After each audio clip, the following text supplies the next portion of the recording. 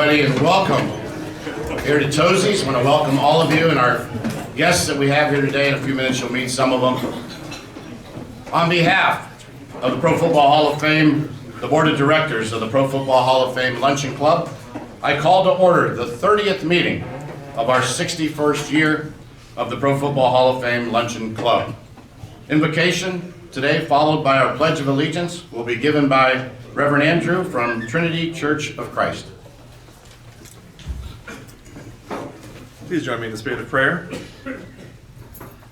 Let us give thanks to the Lord, for he is good. His love endures forever. Give thanks to the Lord of Lords. His love endures forever. He gives food to every creature. His love endures forever. Lord, we are so grateful for the food that you have provided for us today. We know not everyone has what we do, and we thank you for everything you have given to us. We want to take this time to pray for the poor and the hungry who lack, who are in need, for Jesus has called us to care for them. Please be with them and sustain them. We ask a special blessing on this day. May this fellowship continue. May we speak to one another in love and in truth. May we learn lessons. May we continue to build character. May we continue to learn all that we can through the game of football, through sports, through all of our time together. May you bless this gathering. May this group have a long history and a long future. We pray all these things in Christ's precious, powerful, and hopeful name. Amen. Amen. I pledge allegiance to the flag of the United States of America and to the republic for which it stands, one nation, under God, indivisible, with liberty and justice for all. Already started. 11 o'clock. That's right.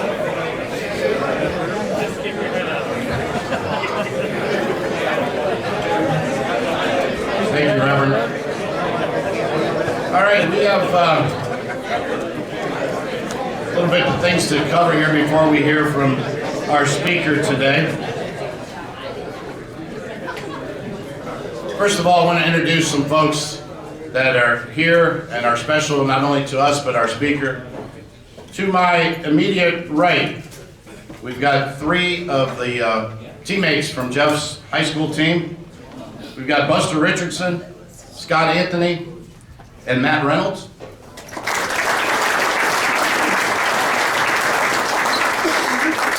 On my far left, we've got Nick Bosch and Grant Provance. Introducing our speaker today is Steve Neisel. And also, I know there's a lot of folks here from the Sandy Valley area. I want to welcome all of you. Thank goodness you guys are all here. I needed the coverage. So thank you, all of you, for being here. A couple people I want to point out. The mayor of Magnolia, Jeff's hometown, Travis Boyd, is here. And I'm sure the two people that are most important in Jeff's life, his mom and dad, Bob and Marge Boals, are here. Thank you all for being here. Appreciate you all here. I want to recognize our sponsors. You can see them on the board behind me. Liberty Ford, Aultcare's Primetime Health Plan, Wilkshire Golf Course, the Marion Motley Memorial Fund Scholarship, and Dr. Peter Ferguson Chiropractic.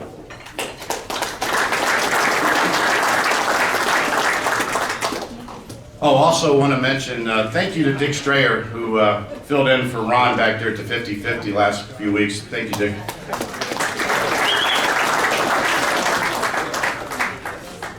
All right, a couple announcements. Please make plans for May 20th. That is our annual golf outing at Wilkshire and our dinner here at Tozzis. Okay, so mark that on your calendar. We will be selling tickets in the next couple of weeks. You'll be able to purchase tickets for that. Probably in about 2 weeks we'll start selling those. We'll hold our annual meeting right before our speaker next week at about 11:45, so be ready to go about 11:45. We will elect new officers we'll hear the State of the Club address and hear from our treasurer and financial updates from the club. So that'll be some interesting stuff as well. I do want to mention the people that are on the ballot. And again, if you are interested in running for one of the trustee positions or any of the positions, please let any of the board members know. We will be submitting this for printing later today, so let us know today if you have interest in running for a board position. Just to, if you would, please stand up as I introduce the folks that are already on the ballot and seeking positions. Next year's president will be Dennis Manzella.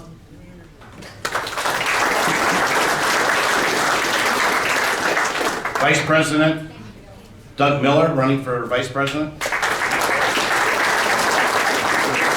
Running for Secretary, Jim Lindesmith. Running for Treasurer is Tim Richard. Our Financial Secretary is Wade Hostetler. And this is an appointed position. R.J. Van Almen, he is our representative for the Pro Football Hall of Fame. Again, they're all write-in candidates available for those positions. And then also, we have 6 people running for Board of Directors. And those 6, if you would, please stand up and be recognized. Jeff Berner in the back. Jim Evans. Al Mayfield. Oh, Al. Nick Buzaka. Keith Coretta. And Becky Richard.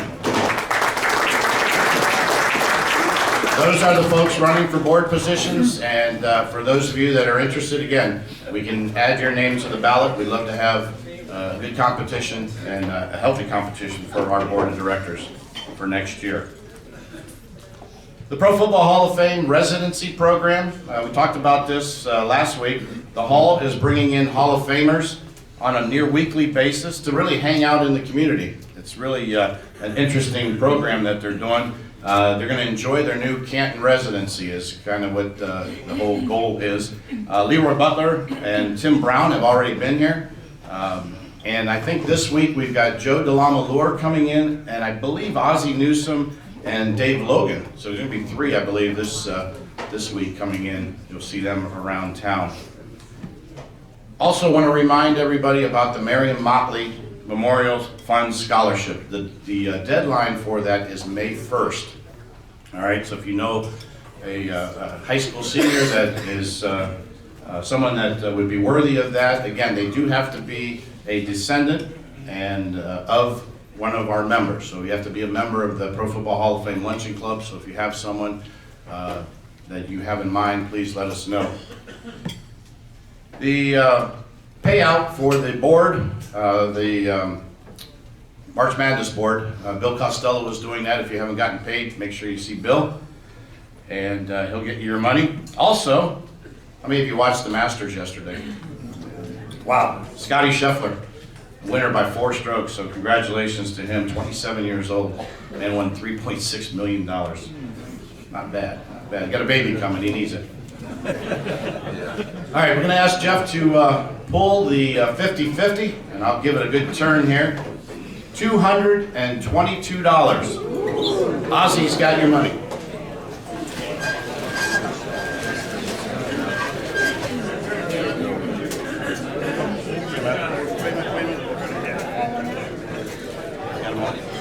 All right, Mom, what's your number?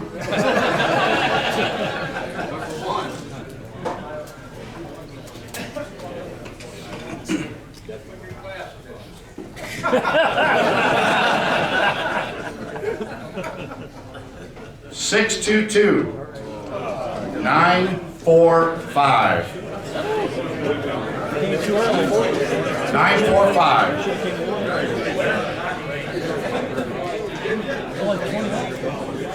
Nobody?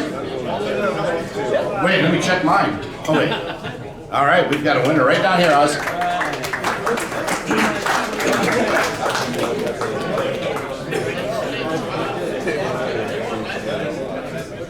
All right, congratulations. One of the best biggest potch we've had in a while, so. All those Sandy Valley folks. Next week, our speakers will be we'll have two next week. Casey Kaufman, the head basketball coach, and Jeff Cummings, the head football coach at Ohio Dominican University. So that should be a great speakers for us next week as well. Looking forward to hearing from them. Okay, now it's time to introduce our speaker, and to do that, I want to introduce Steve Neisel, a lifelong Sandy Valley guy, pretty good basketball player himself. Steve was a former teammate and still very close friend of Coach Boals. Here to introduce him today, please welcome Steve Neisel.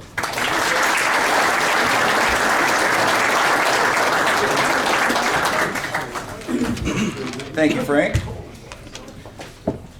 Pretty good 50-50 with all these Sandy Valley people. We got a problem down there. I grew up with Jeff, played sports ever since we were little, and he was always, a little bit better than the rest of us. His basketball IQ is off the charts, and it always was since he was young. He was always, 1, 2, 3 steps ahead of the rest of us. At least me, anyways. I don't know about these guys, but ahead of me. He, when we got to high school, we played basketball, Sandy Valley, for a guy that some of you may remember, the late legendary Hall of Fame coach Bob Delap. Coach Delap taught us a lot about basketball and taught us how to be men. And Jeff, I know that coach is looking down on you right now. He'd be proud of your career, but he's got that shitty little grin on his face, and he'd be proud of the man that you are. I know that for sure. Jeff had a great, successful career at Sandy Valley. Won a couple of district championships when he was there. His senior year, he averaged 32 points a game.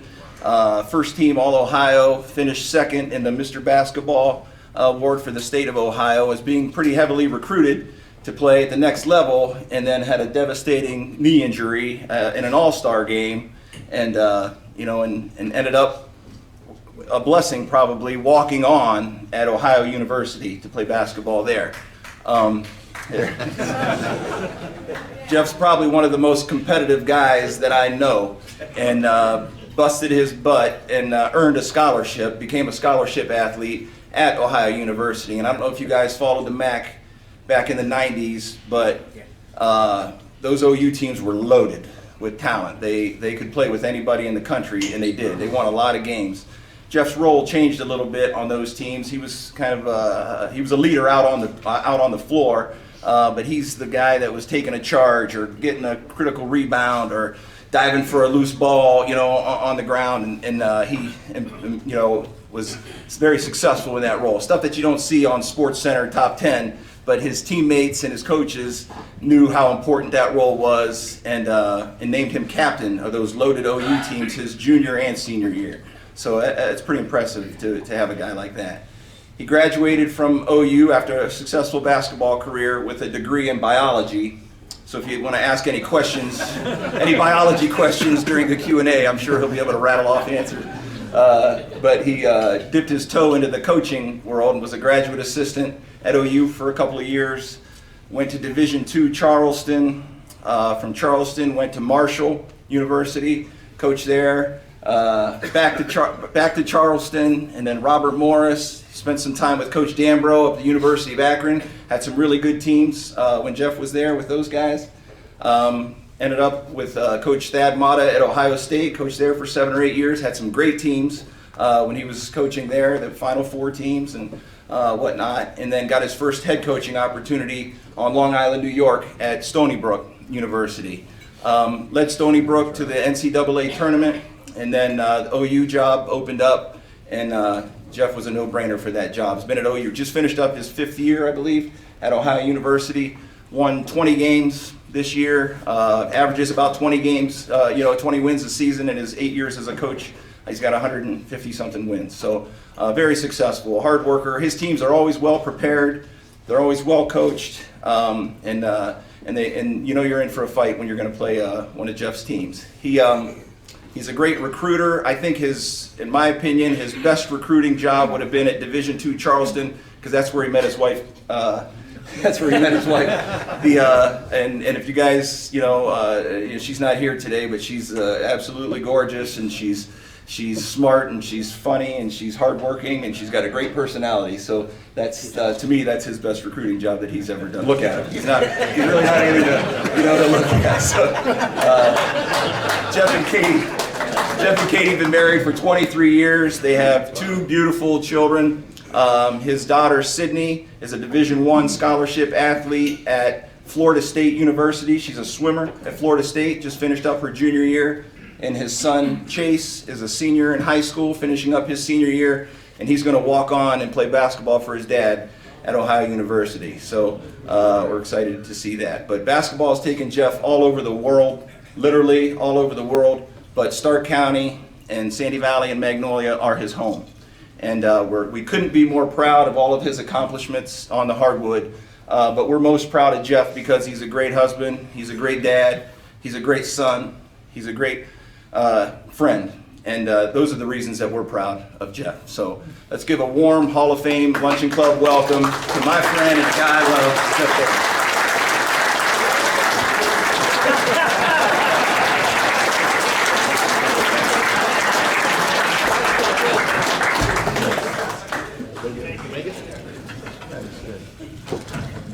I'm going to try to schedule a lot more speaking engagements, and I'm going to invite him to introduce me. Wow.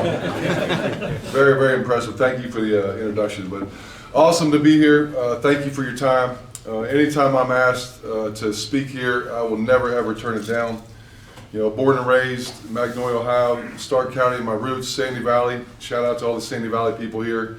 It really means a lot to see a lot of familiar faces.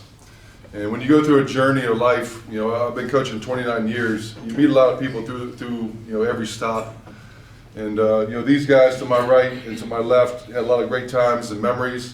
Had a lot of great wins together. And I don't make it back near enough like I'd like to. I'm sure my mom and dad would agree with that. But I think when Steve mentioned Bob Delap, my high school coach, one of the last times that I saw him was he was sitting back there by the bar. One of the last times I spoke. And Gene Bressy's here. Mike Elliott, who coached me at the Urban League back in Summer League. Jim Sage down here, when I was at University of Akron, helped us recruit, with the highest ranked recruit ever in Akron history. And you go through the years and you meet a lot of good people, and you really realize where you came from, what you do. And I've always taken those small town Midwest morals and values with me. Every decision I make, every job I've had. And my wife, speaking of which, I found her on opposite day. So she had to say yes, when I asked her. So thankfully she did. And it's hard being a coach's wife. It's hard being a coach's kid. My daughter was 16. She's a junior in college now. When she was 16, she lived in eight different cities. My son, it's documented. He had some mental health issues when we moved from Ohio State to Long Island. It's hard on your families because when you get a job, you take the next job and you're there. They got to stay back, sell the house, finish up school. And so I've been blessed with a great wife and great kids that have been through this journey with me. Obviously my mom and dad, I don't know where my mom went. Oh, there you go, Marge, in the back. Very, very supportive, through the years, raising 3 kids and, allowing us the opportunity to do what we wanted to do, when we wanted to do it. And I would not obviously be here, literally and figuratively, if it weren't for them. But, blessed to have them here while we speak. The world of coaching has changed. I think last time we talked about it, it was all new, this whole name, image, and likeness and transfer portal. And it's gotten crazier since the last time I spoke. And right now, people go swimming, they go hiking. Now the coaches are portaling, and it's portal season. And it's a crazy world. There's probably 1,500 kids in the portal right now, and you got to realize there's 360 Division I schools. So you're looking at probably almost a quarter of every team has gone into the portal. And before you took pride in building a culture, building a program, it's hard to do that now. you're building a team year to year, trying to fit the right pieces in. A few years ago, we went to the NCAA tournament. We beat Virginia, lost to Creighton, had a really good team coming back that won 25 games, got upset in the conference tournament. And off a 25-win team, I had 2 first-team All-League guys coming back. And, they ended up both transferring. Ben Vanderplas went to Virginia. Mark Sears, who you saw in the Final Four, Alabama's best player, transferred that year. So it completely changes the dynamics of your team. You got to reset. Now you throw money involved, right? Everything is like, how much can you give me? So it's really evolved through the years. But, I love what I do. I love where I do it. Ohio University. I was a 95 grad. As Steve mentioned, I was a biology major. And I tell everybody, if I knew I was going to coach, I would not have been a biology major. No disrespect to any biologists out here, but I got into it. My physical therapist from Central Catholic, Yvette Marmon. She was my first physical therapist. I was her first ACL rehab, and she really got me interested in that profession, and that's what I wanted to do. So I go through my college career, very successful last couple years. Went to the NCAA tournament. Lost to Bobby Knight's Indiana team my junior year, and then my senior year we were 16-4, I think top 20 in the country at one point, and I tore my ACL for the third time, and it really ended my career. And at that point, when you're 22, you have no idea what you want to do in life. It kind of hits you pretty fast. So I started applying to physical therapy schools, and my head coach at the time, Larry Hunter, lost an assistant and asked me if I'd be interested in coaching. And like most people in life, you have no idea at 22 what you want to do, and I'm like, sure, I'll coach. And my first job, I made $6,000, and I was hooked. I love what I was doing. After a couple years, I went to Marshall, and where's Al at? Okay, I went to Marshall. Is there any other Marshall grads in here? Okay, so I was at Marshall, and that's kind of really where I realized I wanted to be a head coach. That was my goal. And when you go through it, you really kind of circle back to your alma mater, Ohio University, and my dream and my goal was to be the head coach at OU. And I got sidetracked. 1 year I thought I was going to be a Division II head coach at Charleston, and the guy that I worked for took the job, so it kind of derailed my career a little bit, and built it back up. So then when I was at Ohio State, the OU job opened. My second year there, and at that point I think we were 34-3 that year, number 1 in the country, unbelievable team. Got upset by Kentucky in the Sweet 16, and I didn't get the job, and I was crushed. Figured I had to buy a little bit more time. So a couple years go by, we're 31-8. We go to the Final Four in New Orleans, get beat by Kansas by 2. Job's open again, so I think I'm going to get it, and didn't get it, and I was crushed again, and I got bypassed twice for my dream job. So in order to go out and get experience, I took the job at Stony Brook in Long Island, New York. Beautiful place. Was there for 3 years. And my third year, we were 24-8. Beat South Carolina, Rhode Island, George Washington, Northern Iowa, and had 11 freshmen and sophomores coming back. And finally, Ohio University called. And at that point, for me, it was a family decision. I sat my 2 kids and my wife down, and if neither one of them wanted to move back to Ohio, I wouldn't have done it. Thankfully, they all agreed. I'm sure my mom was probably happier than anybody, my dad, that we came back. And it's been an awesome 5 years. But the profession that I got into back in 1996, has changed through the years. When I got the head job 5 years ago at Ohio University, it has completely changed.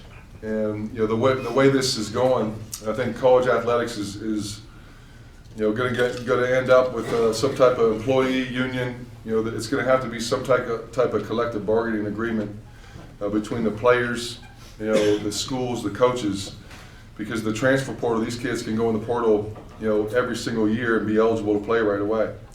The money that's involved, there's a lot of money flying around. Not sure how much of it's accurate, but there's a lot of money out there, and a lot of times these kids are choosing, schools for that. But like I said, I love what I do. I've been blessed and fortunate for 29 years to be able to give back to the game, give back to the community, and I have zero regrets, on my career path.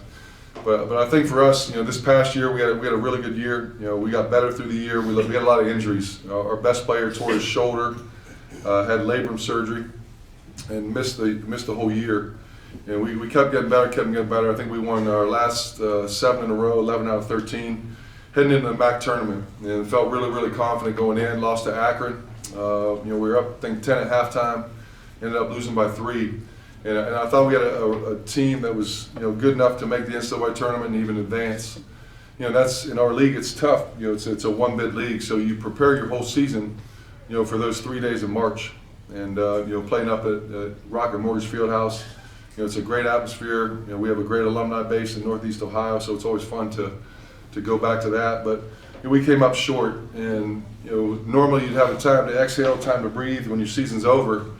But now you have to worry about retaining your roster, right? So the phone calls happen, that Saturday and Sunday. The team meetings, individual meetings happen on Monday. And fortunately, as of whatever today is, today the 15th? Yeah. There's 15 more days of this portal being open. And, it's every day. You gotta, stay on top of it, build relationships, stay in contact.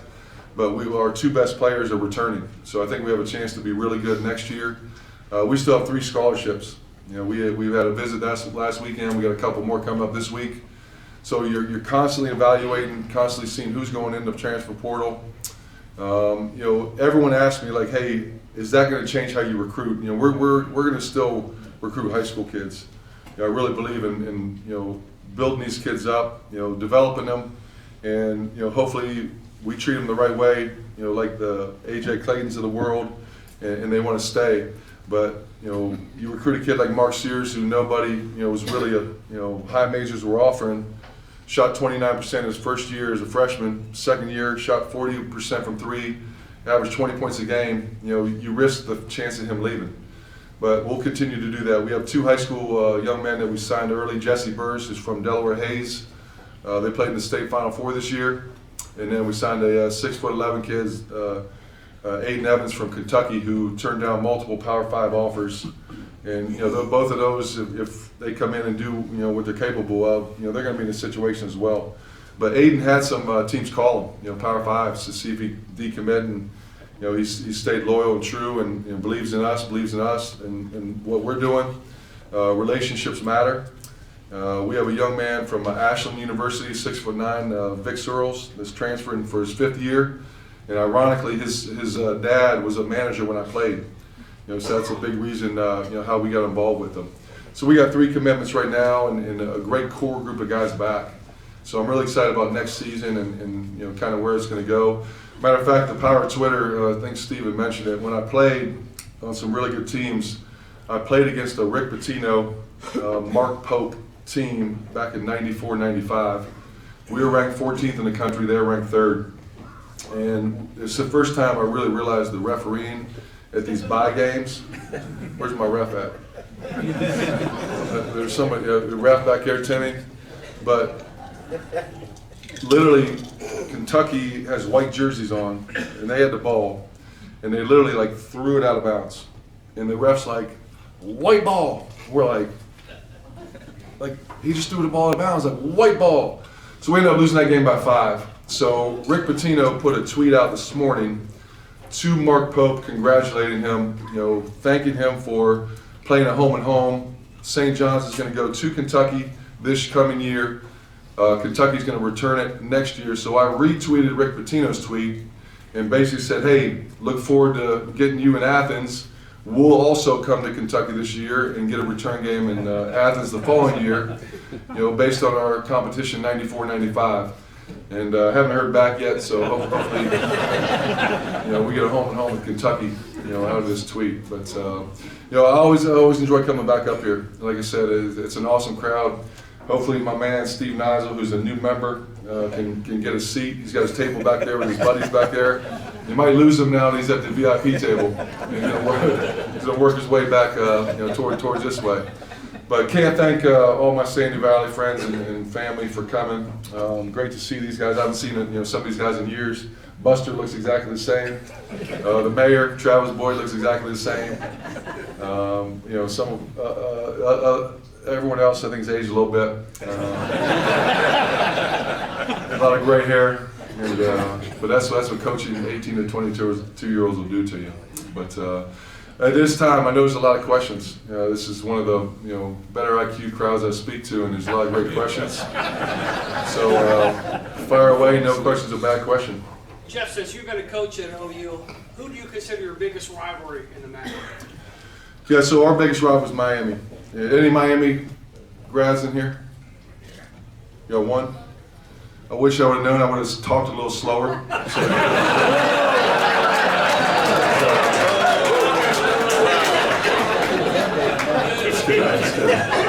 I got a lot of great friends, a lot of battles, but I would say Miami. It's always a big rival, battle of the bricks. Always a good time. There's guys that I played with, Jamie Mahaffey, John McKenna. Guys I still talk to this day. But I think that the past few years, Akron, and Canton have been big rivals, and just because we're both always up at the top. But Miami's, the Ohio State, Michigan, the West Virginia Marshall, all those teams. How does the whole NIL thing work? They put a pot of money together that you can draw off of. It used to be that you had boosters that put money in. I just don't understand how a player one gets paid and where's the money coming from. Yeah, I think the way Frank got me to come speak, he said, "Hey, I got an NIL fundraiser for you." It's going to speak at. And then I get up here and I realize I'm coming to the luncheon again. But I think the true intent of name, image, and likeness is not what's happening. I think if you look back on it, 5 years ago the NCAA should have done something more, and they didn't. And I think the NCAA is 0 for 17 or 18 in lawsuits. So that's why you see all these changes happening. They've spent a lot of money lobbying Congress to try to get some protection from antitrust. And I'm not a big political guy, but it seems like that's going to be hard to do and get everyone on the same page to agree on a bill to pass. But the true intent, is to profit off your name, image, and likeness. Run your own camps, have your own merchandise line, do autograph signings, and it's really become pay for play, with these collectives. And say what you want, but a lot of times the highest bidder is going to win. And so I think the intent of it, isn't where it kind of ended up, but the toothpaste out of the tube per se, it's on the sidewalk, and it's hard to put it back in. So that's why I really believe moving forward, in the next 2-3 years, you're going to see some employee status, maybe with some certain sports. You're going to see, unions. You're already starting to see it with private schools, the USCs, the Dartmouths. Northwestern tried it a couple years ago, but I think it was hard for them being the only private school in the Big Ten. So I think until there's a collective bargaining agreement, you're going to continue to see, the money, the transfers, et cetera, until there's a common, agreement. Hi, my boys went to East Canton High School, and I'm the greeter here at the HOF Luncheon Club. And it's a close knit because I sat all these people down and I was amazed. I mean, there's nothing like a small town. Doug Miller can tell you, it's awesome because everybody knows everybody. And in fact, Travis Boyd and I went to church together. And he's actually kind of related to me. Travis is related to everybody in this room somehow. I found out he's your mayor.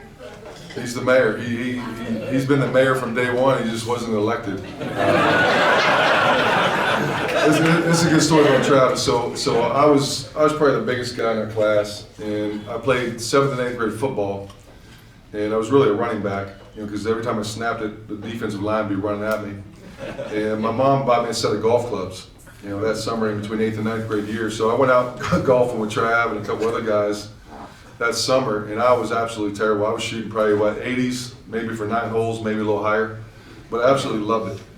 And through the years, I got better at golf, but he's a great influence on me, and a lot of these guys. I have a question too. I heard you have children, and as a small knit, are they in any sports? Yeah, so I have 2 kids. As Steve mentioned, my daughter's a junior at Florida State, and to go back to my wife, here's really what I did. I looked across the room, and I found the tallest person I could find. And I went up and talked to her because I was thinking about the future.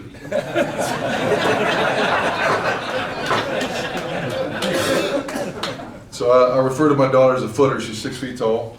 She's on the swim team, and had a successful high school career. They won the state championship here in Canton, runner-up one year, and she's been at Florida State.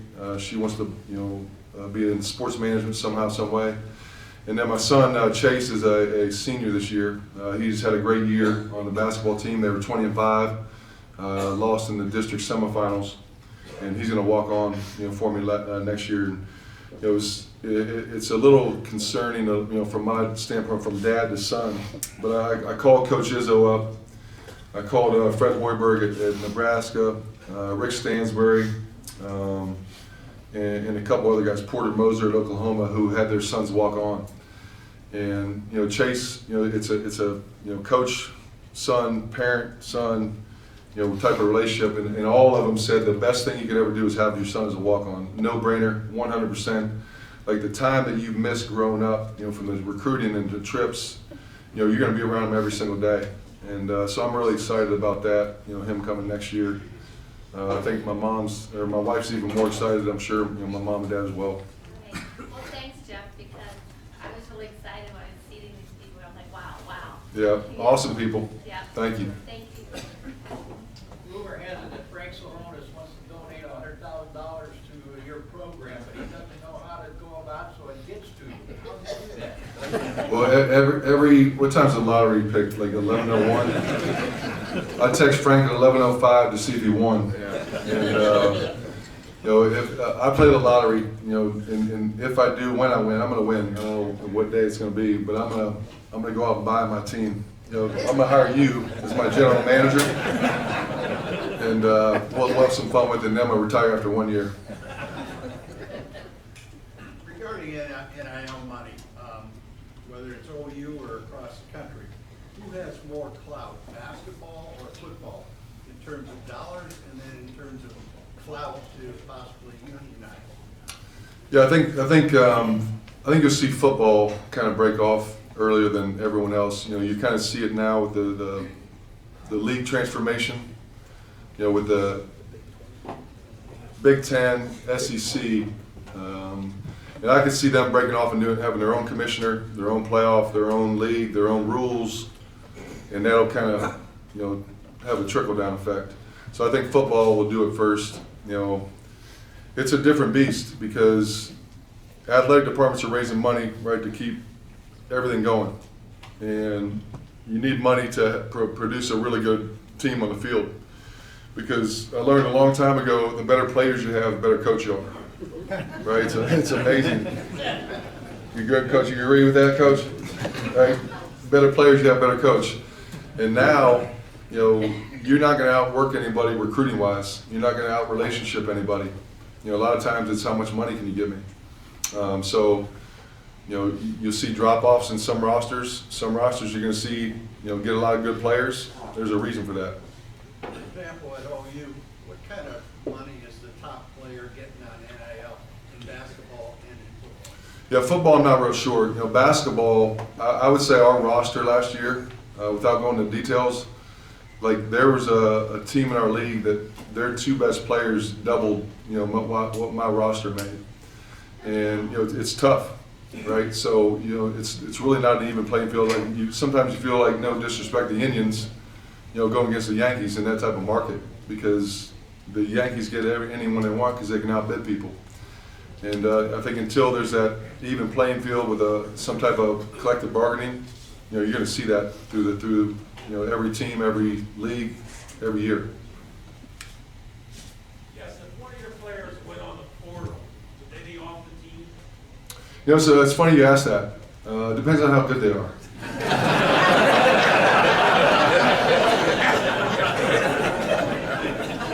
I go back to the better players you have, better coaches you are. It's an interesting dynamic because I was talking to a couple coaches at the Final Four 2 weeks ago. Some people have a 24-hour rule. Once you go in, you got 24 hours to decide if you're coming back. Some people are like, forget you don't want to be here. But I think in today's world, you gotta think about it, right? And when I first got the job, Jason Carter transferred to Xavier, and 2 years later, he wanted to transfer back. So I went to my two best players and I asked them, I said, hey, do you want Jason Carter to come back? And they said 100%. He's a great guy, great character, fit our locker room. And if those two didn't want him back, I probably wouldn't have done it. So I think every coach is different. How much of the academic transfer comes into play with all these portal moves and stuff? I mean, setting you back with your degrees. I know money talks, but yeah, and that's the one thing people really haven't considered, right? If you transfer every single year, it's going to be hard to, number one, graduate, two, get your credits to transfer. I know of some situations where a kid went in the portal and kind of figured out that D's didn't transfer, right? Their major didn't transfer, and they had to go back to the school that they were at. So that's another dynamic, that wasn't well thought out of, in this aspect.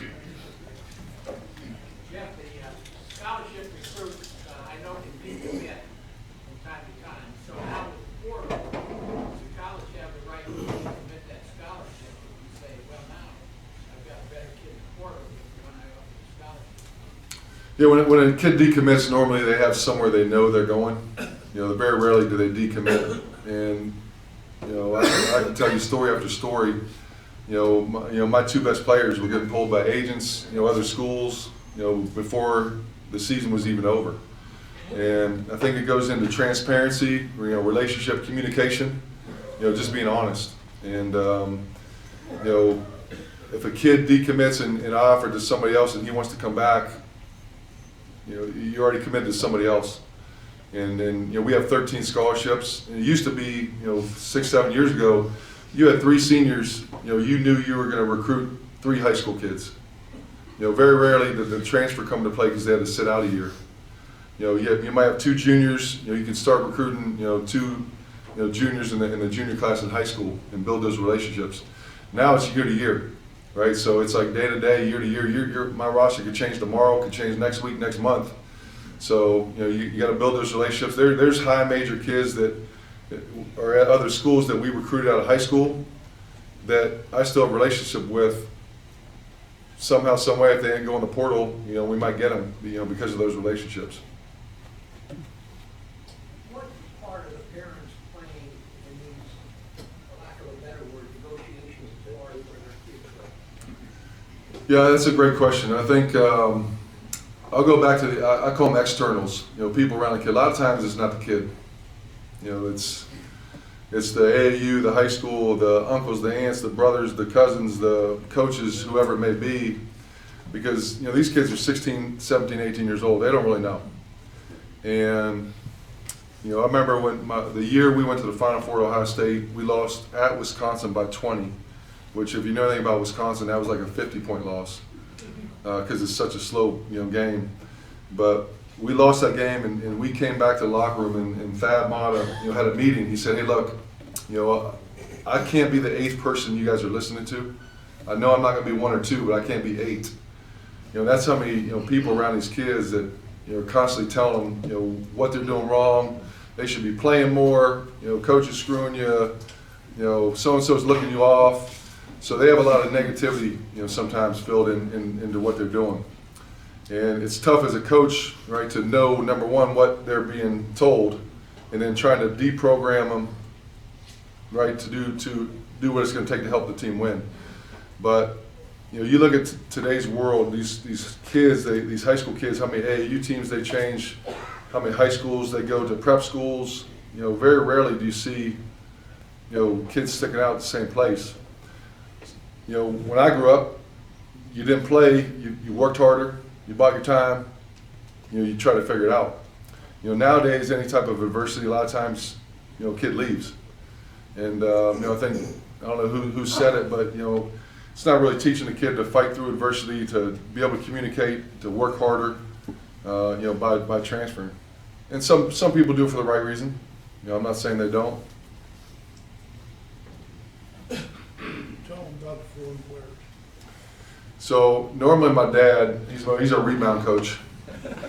Or every time we get out rebounded, he lets me have it and he hears about it. But you know, the foreign players, you know, sometimes they can't get the NIL money, you know, because they don't have a work visa per se.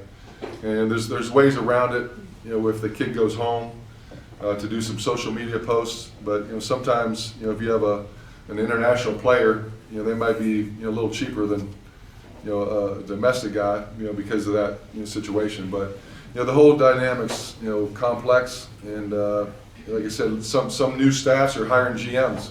Like they're hiring NIL people to raise money and to, you know, be able to decipher.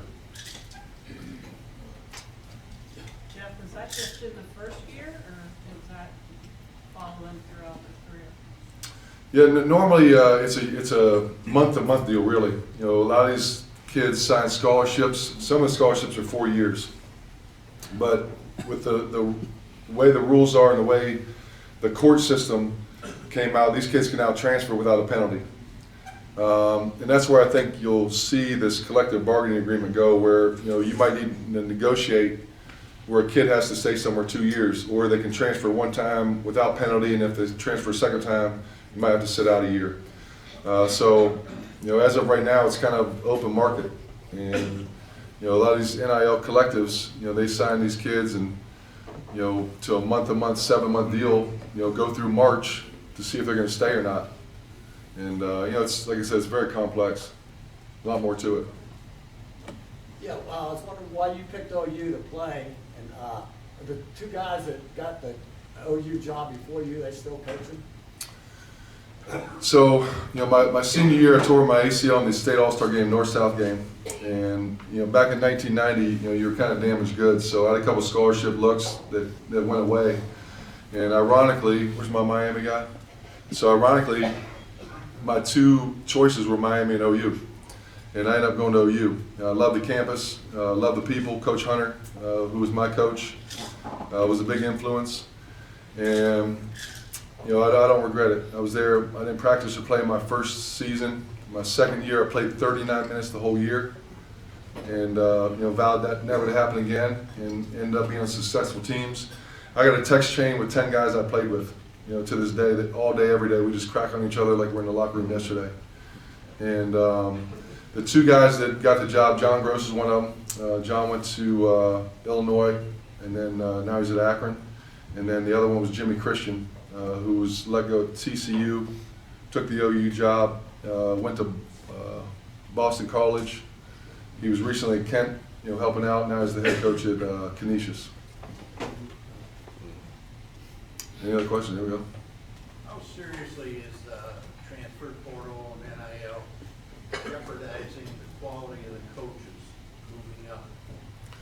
Well, I think what you're seeing is, you know, prime example is probably Jay Wright. Right, Jay Wright retires. He's probably still had a lot of coaching left in him, and I think, you know, I'm sure it had something to do with Mike Krzyzewski retiring. You know, it's a dynamic where it's a whole different layer you have to deal with. You know, you used to not have to deal with it, now you have to deal with it. And I think the next, you know, 1, 2, 3 years, you'll see more of those coaches retire. Jim Boeheim, you know, same type of deal.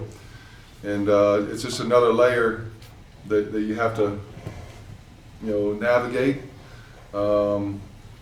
And it's not going anywhere. So, you know, for me, it's hard, right? We come off a 25-win season. I got 2 of my best players coming back off that team, and they leave. Well, I'll go back to, you know, if I had those 2 guys, I'd probably been a really good coach that following year. Instead, we won 19 games. And so it definitely, you know, changes the you know, dynamic of coaching as well.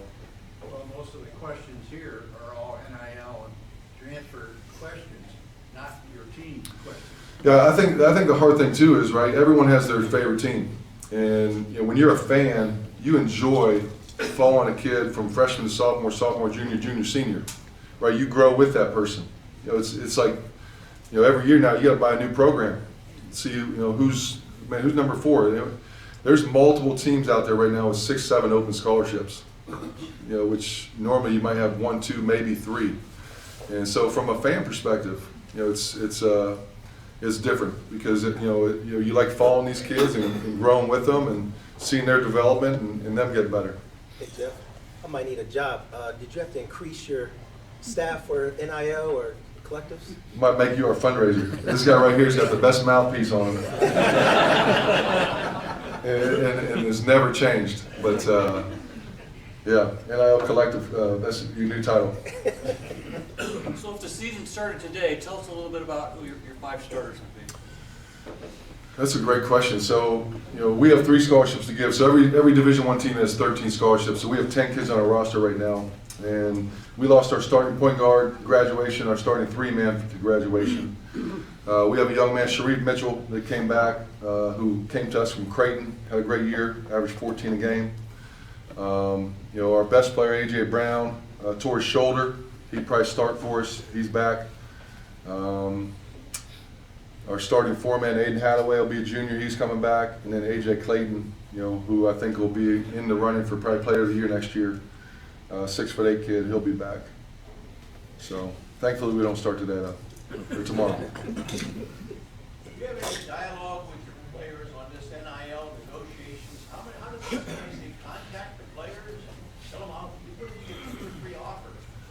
Yeah, I mean, you have to have dialogue, right? You have to communicate, you have to be transparent, and sometimes that doesn't happen.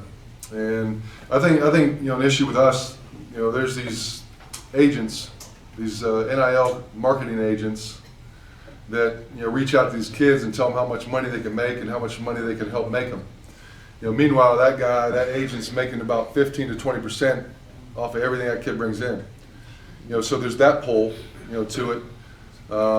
They just recently allowed collectives to start negotiating, with the players and families. And it's not huge on our level right now. It's as it is at your Ohio States. That's a whole different ball game. And I would think at that level you need probably $2 million plus for your roster for basketball at the high major level. How do they get to go to different universities? I mean, they offer money to stay with you. It's a negotiating deal, right? I mean, a lot of these kids go in the portal for leverage, right? They may be happy there, but they might jump in the portal, right, to negotiate a higher price or to see what's out there and say, hey, so-and-so's giving me this much money, you give me this to stay, I'll stay. So it goes back to, would you take a kid if he leaves the portal? Probably would, because, you're losing a great player. Anybody want to be a coach? With the stress on the getting more Big Ten teams in or more big name teams in to the tournament, it's going to hurt your kind of conference. Do you see them doing anything different in terms of helping your conference get in or changing the number of teams getting in? No. Matter of fact, it's going to be the opposite way. They want to expand the NCAA tournament, so they can get more teams in. Most of these leagues, once they get a team in, they get a chip, like a credit. And every time you win, you get more credits. And that's how you get a bigger piece of the puzzle. It's a $1 billion industry, right? The TV contract, there's a lot of money out there. You look at the NIT, mid-major, low-majors league champions, if they didn't make the NCAA tournament, they used to get an automatic bid to the NIT. They did away with that this year. And, I don't see it getting any better. Do you recruit Stark County? Is Stark County on your radar? Yeah, we do. And if anybody has any great players that make me a better coach, feel free to reach out. But, I think the dynamic of high school recruiting's changed. Like, a lot of these kids are getting lost in the portal recruiting, and then there's still one more year of the COVID extra year of eligibility. So you got, certain teams that have kids who, playing for 5 years, sometimes 6. There's a lot of 24-year-olds, that are coming back next year for their extra year of eligibility. And, so these high school kids who normally would get situations and opportunities, they're not getting the same opportunities, because of that. And, it's tough because there's a lot of good players that are going to get overlooked, because of that. What do you think about LeBron's kid going to the NBA? I mean, it doesn't seem like the kid's that good. Well, since he's a recruitable athlete, I really can't talk about him. But in LeBron, I trust.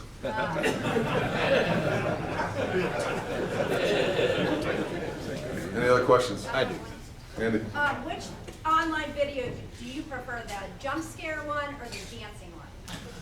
And Frank, you have this. Great question.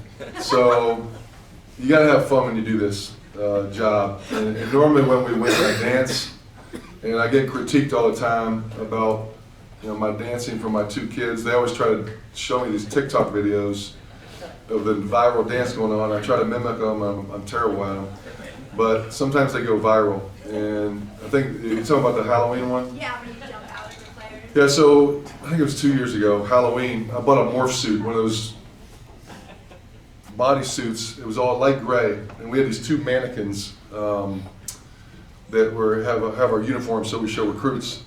So I decided to dress up as this mannequin, so I bought this morph suit, and I put the uniform on, and I stood there like motionless, like I was a mannequin, and anytime someone would come through, I'd scare them. And I got some of the women's basketball coaches really good, some of our players really good, and you gotta have fun when you do this thing. It's a long year. It's something goofy but fun, and the videos went viral. And sometimes I'm known as the dancing coach, which I'll take it from a recruit's mom. She's like, "Oh, you're the dancing coach?" Yep, that's me. And what team beat you in Sandy Valley?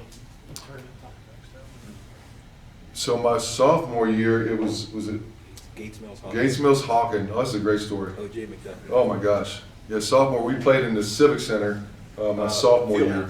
Civic Center, wasn't it? My sophomore year? I think it was the Field House. So they had this kid, O.J. McDuffie, who was probably 5'11", if you remember him. Went to Penn State, unbelievable wide receiver, played in the NFL for a long time. I'm a sophomore. He's coming down one-on-one fast break. He's timing his steps up. I'm timing my steps up. It didn't end well for me. I should have made a better business decision. He dunked on me.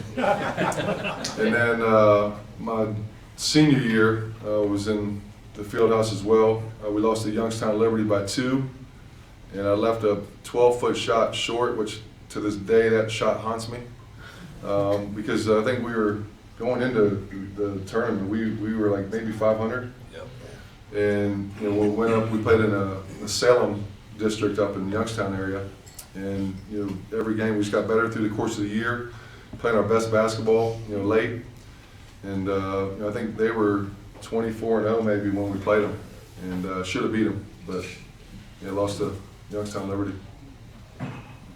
Any other questions? Real quick. Jeff, you mentioned Bob Delap, obviously your high school coach. You coached under a lot of other guys, Thad Matta. Do you model your style, towards any of those guys? And, we see you coaching, we've been to games, we see you on TV, but if we look at you, is that Bob Delap, is that Thad Matta, who is that, or is that yourself? Yeah, I've been fortunate to coach under a lot of great coaches and with a lot of great people. And when I got my first head coaching job, I reached out to a lot of head coaches and said, "Hey, what advice do you have, for a first year head coach?" And to a man, every single one of them said, "Hey, you got to be yourself. You can take certain things from certain coaches, but you can't try to be Thad Matta. You can't try to be Keith Dambrot." And I've always been an energetic player. Sometimes I'm too excited. I think I got about 4 or 5 technicals this year. And I played that way. I coached that way with passion, with energy. But you take certain things from certain coaches. Like Thad Matta was one of the best communicators I've ever seen. The way he talked and got through to his players was phenomenal. I think the way he, his gut instinct was unbelievable, and he always said, "Hey, go with your gut. If you feel it, go with it." Keith Dambrot, when I was at Akron, he was unbelievable with communicating to his players. Like every single day, he would, reach out to his guys to build a relationship. Whether it was a text message, a phone call, it could be 5 seconds, it could be 30 seconds, it could be 2 minutes. Just always staying in contact with your players. So you draw certain things from certain coaches. And you kind of evolve. I remember my first timeout I ever called. I called this timeout, and before I said one word, the first buzzer was going off. And I'm like, wait a minute, like I don't have time. Like there's certain things you can't prepare for. They always say that 18 inches you move, it's different. You got to learn on the fly. But the biggest thing when you become a head coach, you got to learn to delegate. You got to hire people that you trust and they're loyal to you in the program. And then the second thing, you got to make decisions. And sometimes they're tough decisions, and you got to stick with them and go with them. But I think you take certain aspects from different people. The best thing I ever heard about Thad, he was a GA for a guy named Tateslock, old time coach, and at Indiana State, and then he was the head coach at Ohio State, for umpteen years. And Tate's told me like Thad Matta was the same person, he was as a GA at Indiana State as he was as a head coach at Ohio State, and that always stuck with me. And I think that's where my Magnolia Sandy Valley roots, come into play. I still sweep the floor. I still do laundry if I need to. I don't feel like I'm better or bigger than anybody, and I'll always be that way. On that line, do you find that the student coming in today playing basketball are playing it because they love the game, or are they there for the win? Yeah, I think they're there to play. I think they may go somewhere that they, not necessarily don't want to go, but the money might be better somewhere else. But I think a lot of them, they love to play. You have to love to play. I think it's a business, right? And you have to do a great job as a coach and staff to build these relationships and talk about standards and culture and excellence and how you do things and what you want out of your student athletes. Like for us, we look for high character guys, guys that love the game of basketball, that want to be pros and serious about their degree. So in the process, we talk about that. And guys who want to be pros, they're going to get extra shots up, take care of their body, eat the right way, watch extra film. That's what it takes. So when these guys come in off the portal, to gel, I mean, your team has to gel pretty good.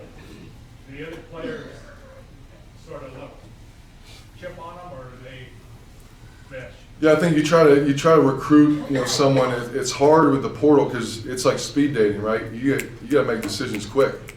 These kids go in the portal, you're on the phone with them, you're trying to get them up on campus as soon as possible. So the relationship isn't quite there. So you have to do your due diligence as much as you can.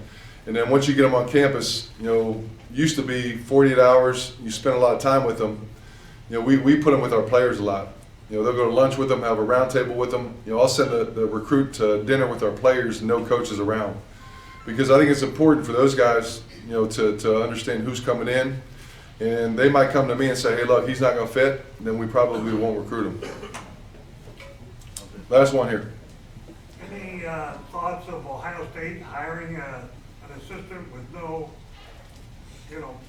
experience, but they seem to do well at the end of the season? Yeah, I saw a release of coach rankings like Tom Izzo, Matt Painter, and then Diebler at the bottom, and he's already beaten Painter, Izzo, and a couple of those guys. I think Jake's going to do a great job. He was on staff with me when I was there. Obviously, his brother John is one of the best players ever to play there. He's an Ohio kid, very passionate, and I think they retain, a couple of their core guys. So I think Jake's going to do a phenomenal job. The biggest thing I need to get is a game against Ohio State. That's my goal. Because Chris Holtman agreed to play me this year. I tried for 5 years. And this past summer, he's like, hey, you want to play this year? I'm like, hell yeah, let's do it. And I tried to tell Jake, and he's like, well, Coach Holman's not there anymore. I said, well,